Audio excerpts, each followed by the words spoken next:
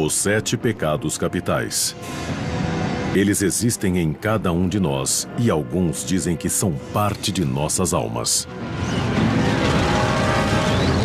Esses pecados são fatais, eles têm um efeito gravemente destruidor na vida espiritual de uma pessoa.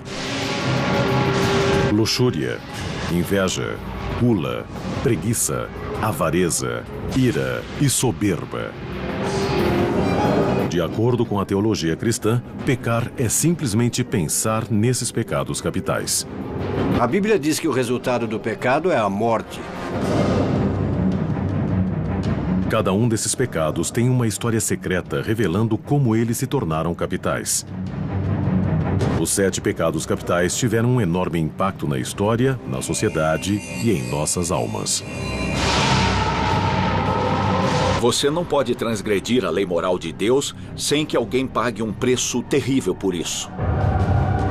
E o pecado que põe um preço em tudo é a avareza.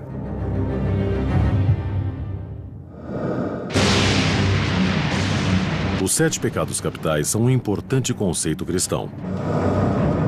Contudo, eles não aparecem de fato na Bíblia Sagrada.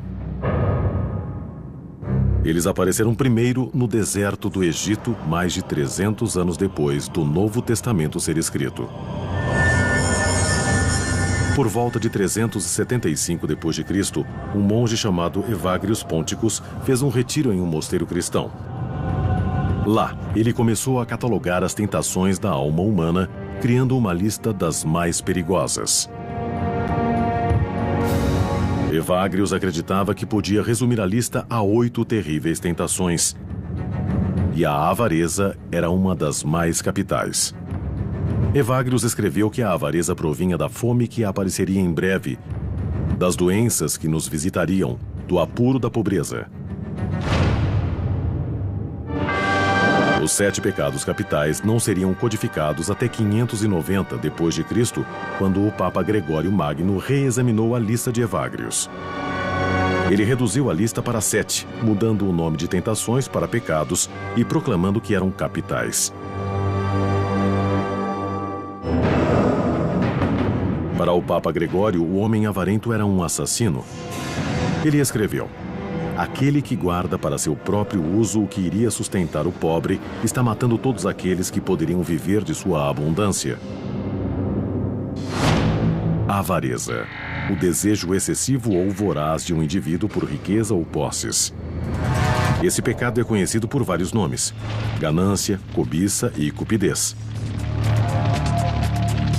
Ele leva a atividades proibidas como o acúmulo de bens, traição, corrupção e roubo. Todas as pessoas são suscetíveis à ganância.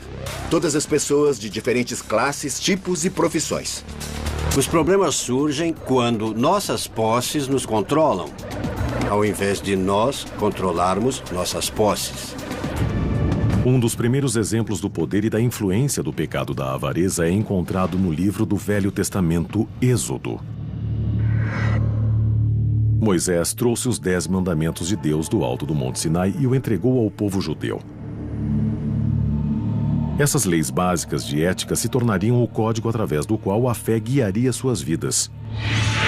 Alguns estudiosos religiosos acham que o último mandamento, não deveis cobiçar, põe em perspectiva todas as outras leis de Deus. O último, que é a cobiça, não é uma ação, é um estado de espírito. E a avareza é um estado de espírito de onde brotam todos os outros. Nos comentários de uma antiga lei judaica chamada Talmud, as pessoas se tornam avarentas ou cometem outros pecados por causa de seu impulso maligno, ou Yetzer Hara. Para rebater esse impulso maligno de ganância e egoísmo, o Talmud tornou uma obrigação tomar conta dos demais. No judaísmo, cada comunidade precisa ter o que chamamos de prato da comunidade, basicamente um fundo de caridade. Então, a ideia desde o começo era de que as pessoas que têm possuem uma obrigação de dar para as pessoas que não têm.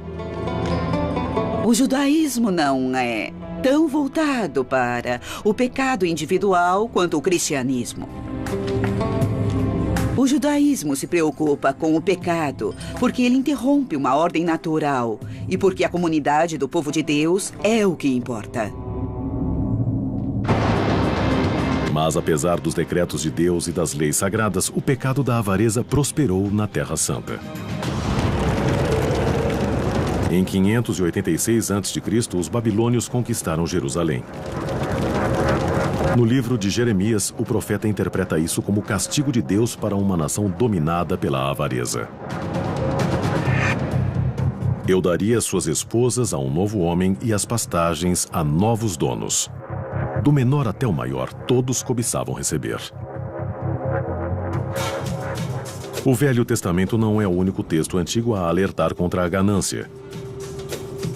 Por volta de 516 a.C., os ensinamentos de Buda se espalhavam na Índia. O religioso falava muito sobre a ganância. Para chegar ao estado de Nirvana, Buda revelou as 4 verdades nobres que são conhecidas como a essência dos seus ensinamentos. A segunda delas é que o sofrimento provém do anseio de posses terrenas ou ganância. A crença de Buda no karma também levou-o a acreditar que os gananciosos são castigados tendo de renascer como espíritos famintos. Há um reino chamado de o mundo dos fantasmas famintos. E são seres que não conseguem obter o bastante. E, como resultado, tudo se torna inadequado e nojento. Migalhas. No século III a.C., o taoísmo tinha uma profunda influência na China. O livro central da crença, o Tao Te Ching, atribuído ao filósofo Laozi, denuncia claramente o pecado da ganância. O Tao Te Ching diz que a ganância é a fonte de todo o mal da humanidade. Em 350 a.C., uma civilização mediterrânea contemplava de forma semelhante a natureza da ganância. A Grécia Antiga era fascinada pelo equilíbrio na arquitetura e na vida. A ganância era um excesso a ser evitado. A lenda de Midas é uma descrição popular do pecado da ganância. Midas era um rei rico que queria ser ainda mais rico, transformando tudo que ele tocasse em ouro. Mas depois que os deuses atenderam seu desejo, Midas acidentalmente transformou sua comida e até sua filha no precioso metal. E percebeu o erro que cometera. Algumas crianças gregas que ouviram a lenda de Midas cresceram pensando melhor na ganância, inclusive Aristóteles, o filósofo a quem se acredita ter formulado o primeiro código de ética no mundo clássico. Aristóteles acreditava que para poder alcançar uma boa vida, o indivíduo deve encontrar o equilíbrio entre o excesso e a deficiência. Ele encorajava a noção daquilo que chamava de liberalidade, a virtude de dar a todos o tanto que mereçam. Mas toda virtude tem seu oposto. Se você possui uma deficiência na sua habilidade de dar, você é o que Aristóteles chamava de avarento, que quer dizer mesquinho. Aristóteles via ganância em toda parte e escreveu: "A ganância da humanidade é insaciável." Em 27 a.C., a glória da Grécia havia sido sobrepujada pelo poder de Roma. Eles eram os senhores de boa parte do mundo. Mas muitos temiam que seu sucesso no mundo havia corrompido suas almas. O escritor romano Horácio criticava a decadência que via ao redor de si com uma lista de 7 vícios: avareza, amor ao elogio e ira, preguiça, os 7 pecados capitais. Por séculos abalaram o comportamento do homem, mas não são temidos universalmente. O pecado da ganância era tolerado e até mesmo comemorado durante os primórdios do Império Romano.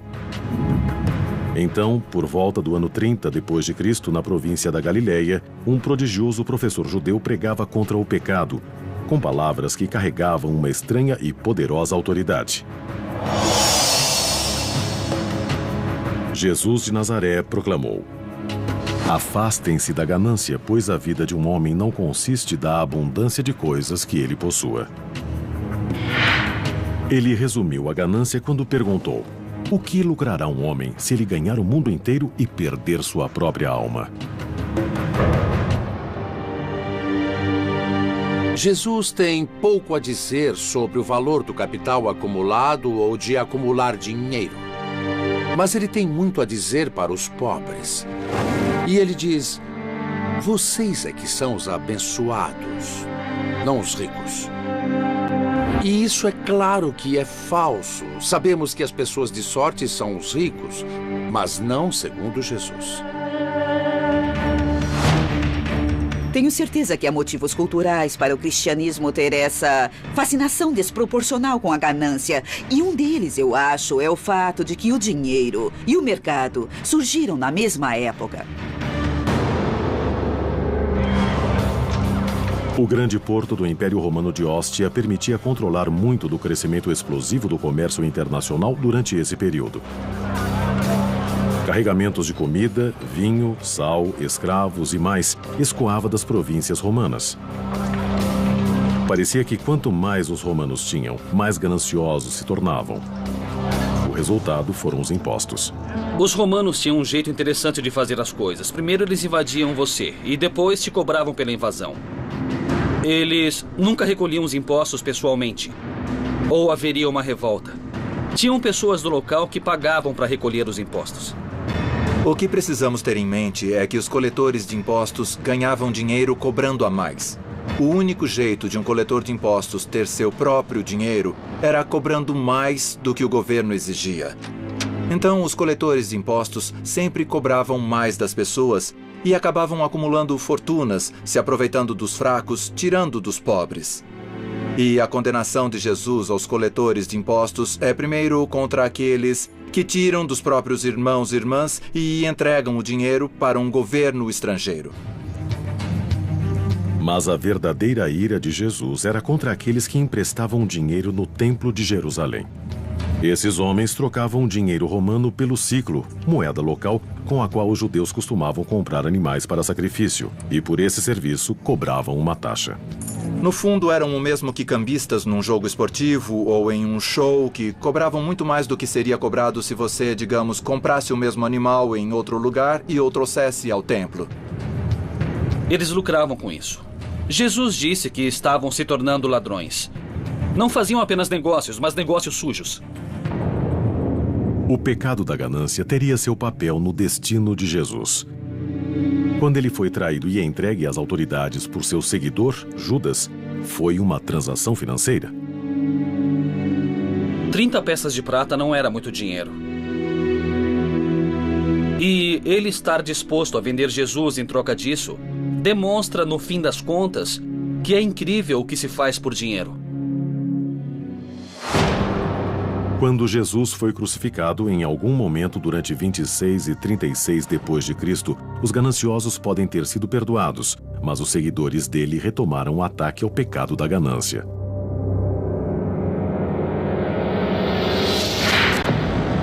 Jesus disse muitas vezes que o dinheiro era a raiz de toda maldade. Mas a frase vem da primeira carta a Timóteo, atribuída ao apóstolo Paulo. A famosa frase grega foi mal traduzida algumas vezes. O que Paulo realmente disse é que o amor ao dinheiro é a raiz de todo o mal. Não há nada de errado em ter dinheiro. É o amor excessivo por dinheiro que é a raiz de todo o mal. A ganância nos afasta dos demais seres humanos. A máxima de Paulo foi traduzida para o latim radix omnium malorum avaritia, que na nossa língua quer dizer: a raiz de todo mal é a avareza. Em algum momento, por volta do final do quarto século, começaram a escrever isso em forma de cruz. Então, tínhamos radix aqui, depois tínhamos omnia malorum avaritia. E o que tínhamos era R-O-M-A. E era o jeito deles de fazer uma crítica à política. Víamos isso nos muros como uma pichação. O nome latino para Roma tornou-se uma crítica secreta dos cristãos contra o império, que acreditavam ter sido corrompido pelo pecado da ganância. Alguns cristãos acharam refúgio da corrupção do mundo romano em mosteiros retirados. Um monge, Evagrius Ponticus, criaria a primeira lista cristã dos pecados capitais. Sua relação dos 8 pensamentos malignos. Evagrius achava que o pecado da ganância era especialmente perigoso, porque mostrava um temor do futuro. Ele notou que muitos monges fizeram voto de pobreza. E havia uma tentação para guardar um pouco de dinheiro, porque você precisa de uma reserva para se garantir na velhice. Mas o problema da ganância é esse acúmulo de ter sempre mais. E mais nunca é suficiente. De quanto você precisa quando quer mais. Frequentemente, as posses são uma maneira de nos proteger contra as incertezas. Mas, no final, estamos destinados a uma existência que fica além dessa vida. Além de tudo contra o qual tentamos nos proteger. Então, existe o perigo de investir energia demais ou poder demais para o dinheiro.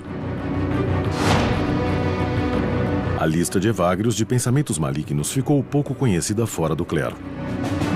Mas em 400 d.C., um contemporâneo dele, um advogado que se tornou cético chamado Prudêncio, fez uma lista semelhante de pecados e a colocou em um livro épico, The Psychomachia, ou Batalha pela Alma. É uma alegoria do conflito entre o vício e a virtude que acontece em todos nós.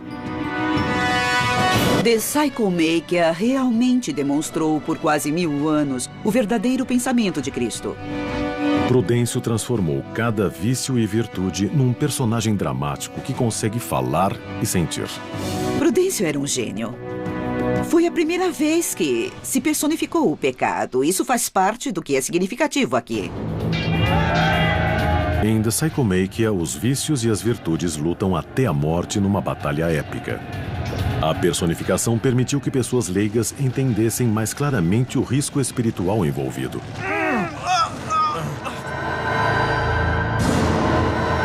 Vários vícios são derrotados e abandonam a batalha, largando suas armas, joias e ouro.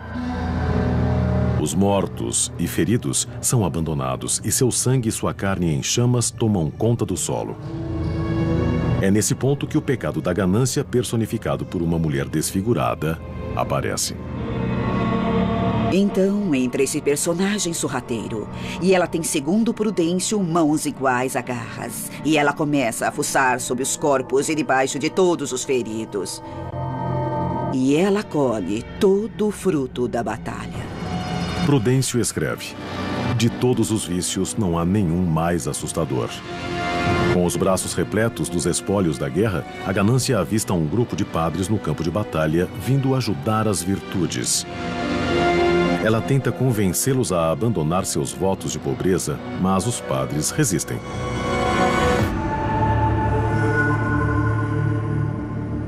Vendo que não conseguiria vencer a batalha assim, a ganância apela para a dissimulação e transforma sua aparência. E ela se limpa toda e coloca um vestido novo, e ela se torna a frugalidade. A ganância finge que sua cobiça é porque está preocupada com o bem-estar dos filhos. No final, a ganância não obtém sucesso. E seus truques a levam à sua morte. The Psychomachia acaba com as virtudes, derrotando os vícios. Mas o pecado da ganância iria evoluir e continuar a prosperar, mesmo enquanto o Império Romano desmoronava ao seu redor.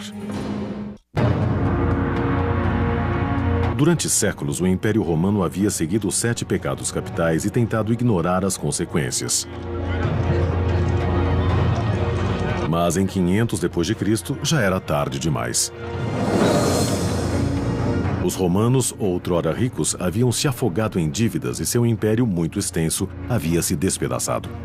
A ganância e os outros pecados tinham ajudado a destruir o estado mais poderoso na história do mundo. A Europa mergulhou na Idade das Trevas. Os aquedutos não funcionavam direito.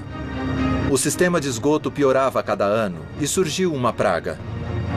Era um pouco parecido com o Holocausto australiano dos filmes de Mad Max.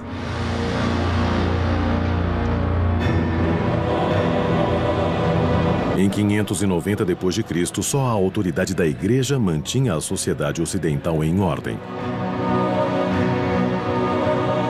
Nesses tempos temíveis e preocupantes, Gregório Magno transformou o grupo inicial de tentações dos monges de Evagrius na lista de pecados que conhecemos hoje em dia: luxúria, inveja, gula, preguiça, avareza, ira e orgulho. Os 7 pecados capitais haviam nascido e todos os bons cristãos precisavam conhecê-los e evitá-los. Acho que, do ponto de vista da Igreja, você não pode ser ético se não conhecer algum padrão. Para uma pessoa da Igreja, a ética tem de se basear no seu compromisso com Deus. Os dogmas cristãos logo ecoariam numa nova religião daquele tempo, o islamismo. O Alcorão, escrito pelo profeta Maomé no século VII, é o texto central da fé islâmica. O livro diz aos seus seguidores que a jornada para dominar instintos básicos como a ganância é vital para se alcançar a pureza espiritual. Há uma metáfora na tradição islâmica que a pessoa gananciosa é alguém que se submeteu ao fardo de carregar essas coisas. E que a pessoa correta está livre da ganância.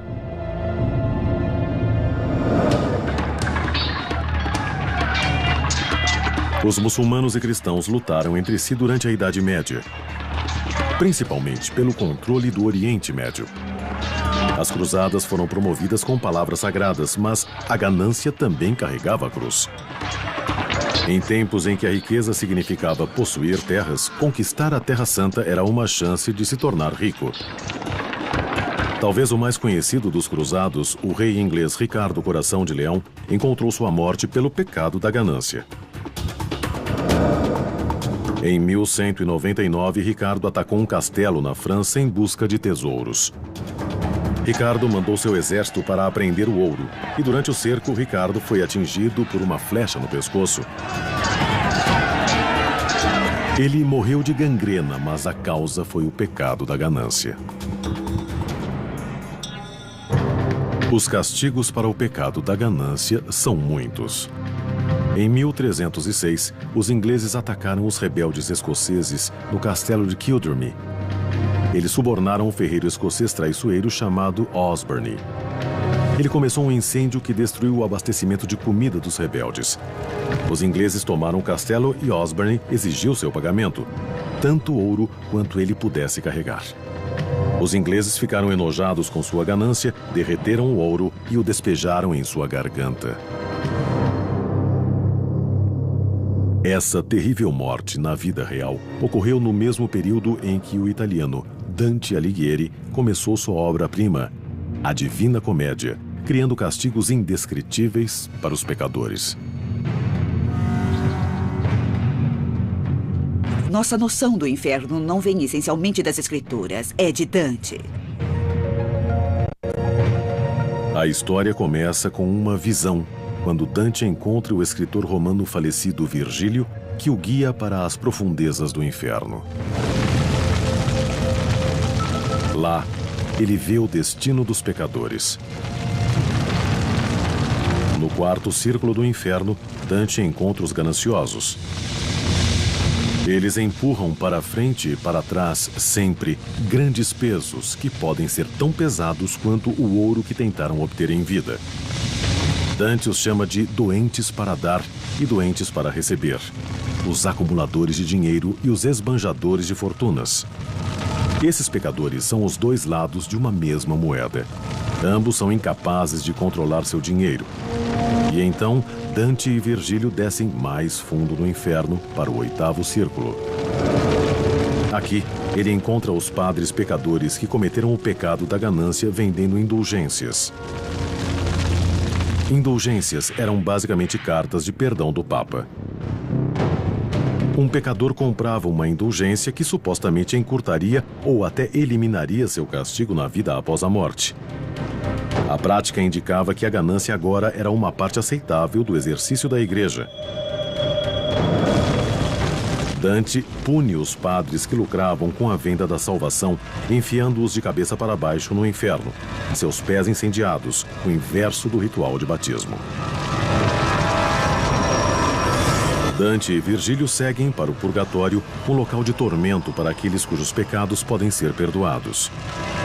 Na doutrina católica, o purgatório é um lugar onde os pecados são purificados. Os pecadores devem sofrer, mas eventualmente serão recompensados depois de seu castigo com a promessa do paraíso. Quando Dante chega ao purgatório, a primeira coisa que ele vê são aqueles que têm permissão para estar no purgatório por causa do pecado da ganância. São aqueles com o rosto contra o chão, repetindo o verso de um salmo, o Salmo 119. Minha alma está apegada ao pó. Eles estão com o rosto voltado para a terra. Não podem se virar e olhar para o monte do purgatório, para onde fica o céu, para ver Deus. Portanto, esse é o maior comentário que Dante faz do que vem a ser o pecado da avareza. O inferno de Dante ajudou a moldar comportamentos sobre o pecado e a ganância nos 500 anos que se seguiram. Mas não foi o bastante para purificar a ganância da igreja, principalmente uma forma de ganância chamada simônia. A simônia era a aceitação de pagamento por serviços eclesiásticos, como a confissão. Por muitos motivos, essa é a pior forma de ganância. Quando a religião estabelecida, quando a instituição em si mesma começa a agir com ganância, não há maneira de se redimir. A crença que se desenvolveu na Idade Média é de que o motivo pelo qual alguns religiosos cometiam os 7 pecados capitais era porque estavam possuídos por demônios. A ganância estava se tornando tão difundida que tinha seu próprio demônio. O nome dele era Memon. Os cristãos conheciam esse nome do Sermão da Montanha, quando Jesus alertou: vocês não podem servir a 2 senhores, Memon e Deus. Escolham um ou outro. Durante a vida de Jesus, Memon era um nome aramaico que significava riquezas ou propriedade. Mas a definição mudaria na Idade Média. Esse termo se tornou um sinônimo de diabo. No estudo da demonologia, Memon renasceria no pensamento cristão como um diabo, literalmente, a cria do inferno da ganância, o inimigo da caridade e o destruidor da paz.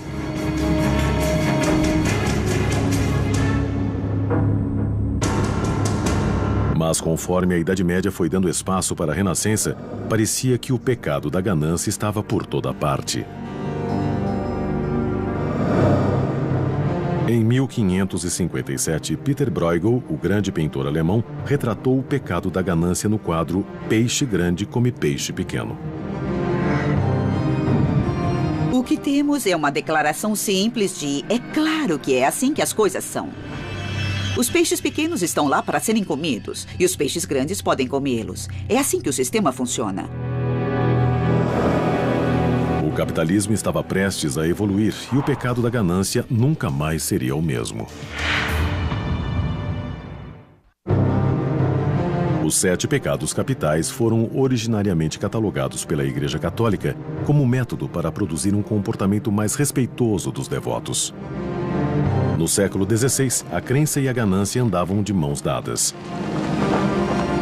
Os europeus navegavam para o Novo Mundo para espalhar o cristianismo e encontrar ouro. Os protestantes que colonizaram a América do Norte pregavam as virtudes do trabalho árduo e da retidão, enquanto a classe mercante em ascensão acumulava riquezas pessoais. No século XVIII, o mundo estava começando a reexaminar o pecado da ganância e criou o próximo passo em sua evolução.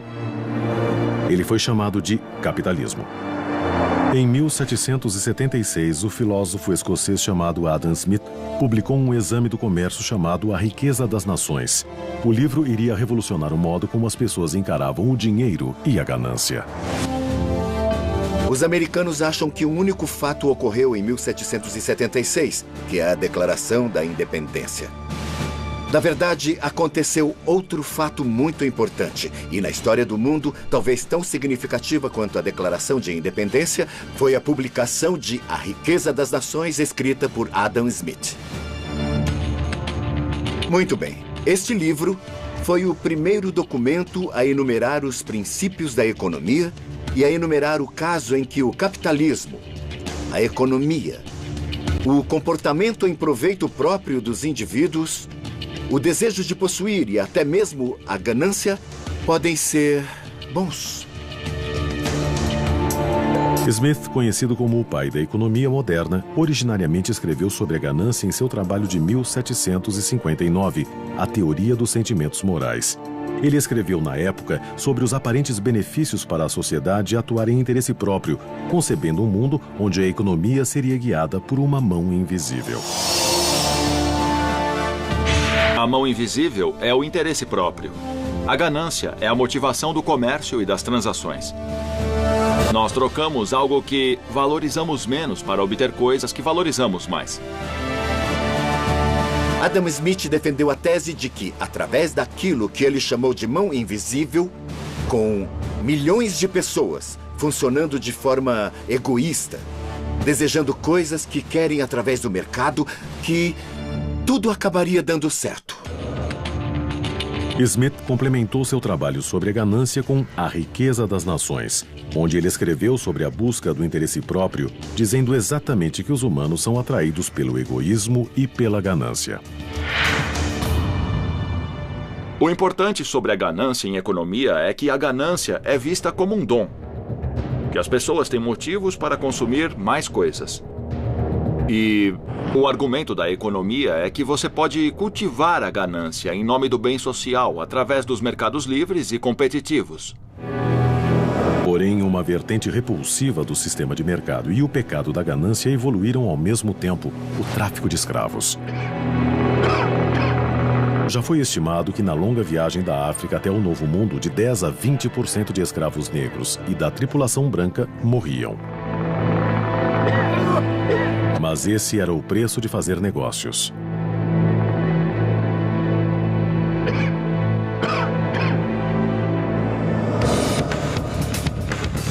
Em 1800, a Revolução Industrial causou outra mudança na concepção de ganância.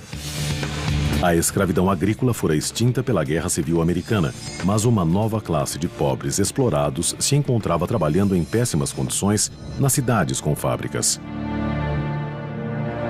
No final do século XIX, os Estados Unidos emergiram como a nação mais próspera no planeta. Também fez surgir um ganancioso grupo de investidores que ficaram conhecidos como os Barões da Borracha.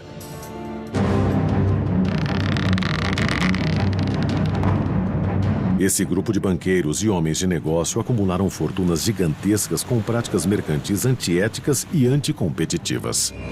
Os Barões da Borracha eram donos das estradas de ferro, donos dos bancos.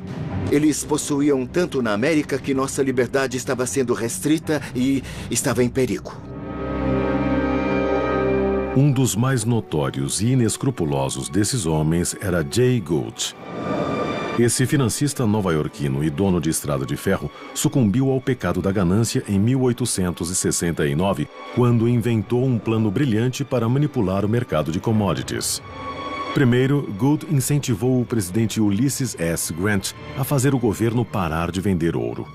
Enquanto isso, Gould comprou secretamente uma grande quantidade de ouro em uma tentativa de encurralar o mercado. O preço do ouro chegou nas alturas, causando impacto no mercado de commodities e, o pior de tudo, o preço do trigo. Gould deduziu que o resultado seria um aumento no preço do trigo, forçando os fazendeiros do oeste a mandar mais para o leste nos trens que pertenciam a ele. Gould controlava tudo: o trigo, os trens e o ouro. Infelizmente para Gould, o presidente Grant percebeu o esquema e instruiu o governo a vender imediatamente 4 milhões de dólares em ouro, matando efetivamente os preços inflacionados. O plano de Gould foi por água abaixo. O relacionamento de Gould com o infame e ganancioso político Wall Street permitiu que ele escapasse da prisão. O pecado da ganância não parece ter afetado Gould nessa vida. Quando ele morreu, estimava-se que sua fortuna era de 72 milhões de dólares. Isso é mais que 1,6 bilhão em valores atuais. O capitalismo sempre carregou em si as sementes do excesso. E ele necessita que as pessoas sejam, de certa forma, ambiciosas, egoístas e, sim, gananciosas. Mas a era abastada dos barões da borracha não sobreviveria. O presidente Theodore Roosevelt, junto com a Suprema Corte, impuseram leis de antitruste que atacavam os homens que ele denominava de malfeitores do bem comum. Queremos um sistema capitalista, mas não queremos que fique tão concentrado nas mãos de poucos. E então, por exemplo, nas primeiras décadas do século XX, tivemos uma era progressista. Tivemos leis de antitruste que interromperam as grandes concentrações de fortunas, como as companhias petrolíferas e as estradas de ferro. Em 1911, a Suprema Corte ordenou ao milionário John D. Rockefeller que dividisse sua companhia petrolífera Standard, um monopólio que controlava 70% das refinarias americanas. A Standard se tornou 34 companhias separadas. As ações das novas companhias subiram depressa e, como Rockefeller tinha ações de todas elas, sua fortuna pessoal triplicou. Rockefeller se tornou o homem mais rico do mundo.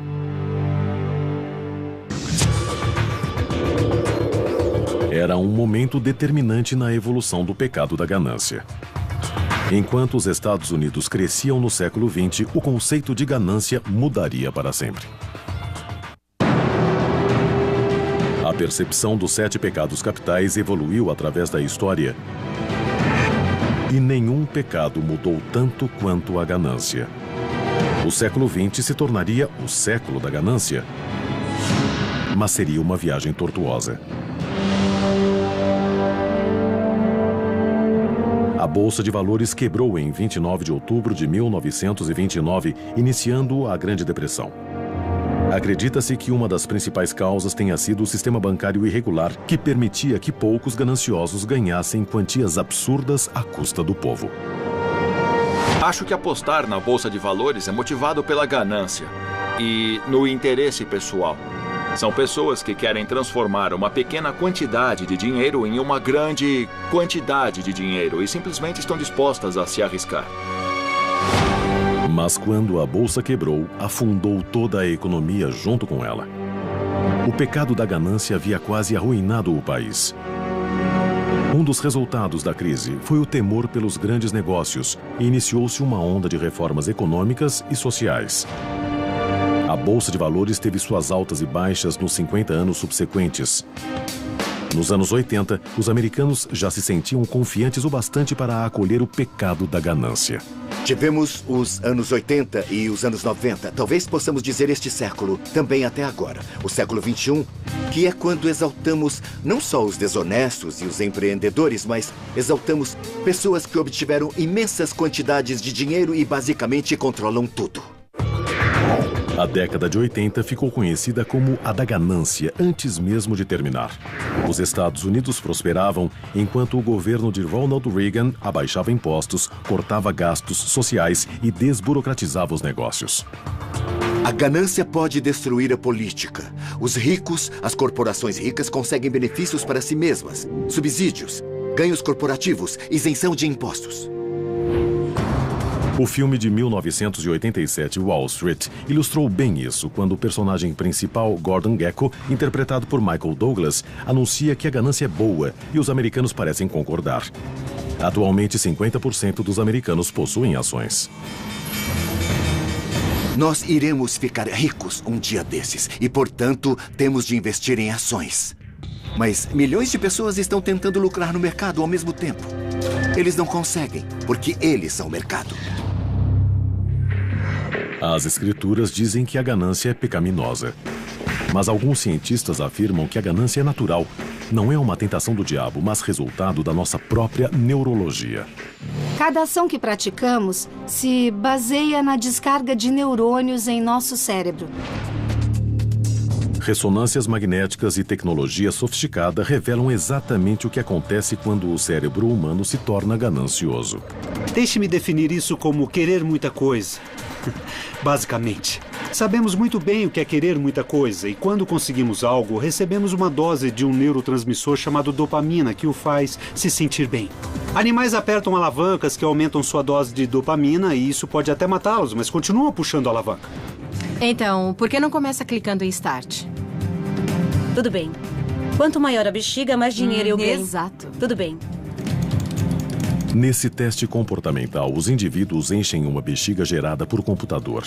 Quanto maior ela fica, mais dinheiro eles ganham. Mas se o indivíduo ficar ganancioso demais, a bexiga estoura e eles perdem tudo.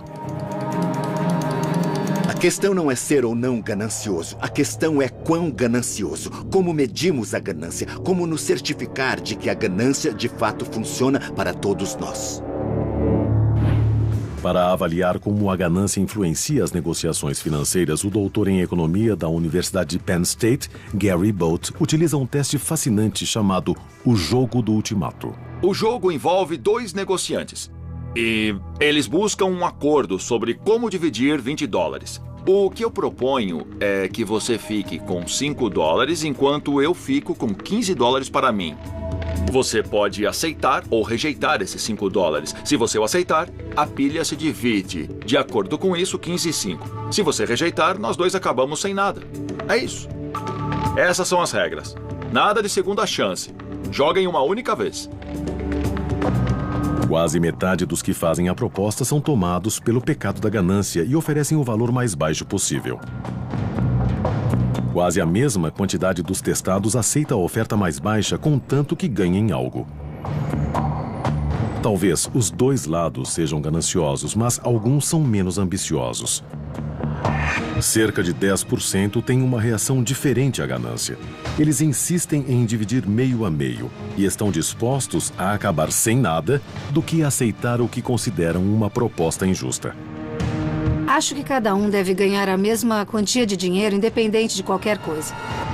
Esse grupo parece rejeitar o pecado da ganância por completo. Mas essas pessoas estão realmente renunciando à ganância ou é apenas uma questão de definição?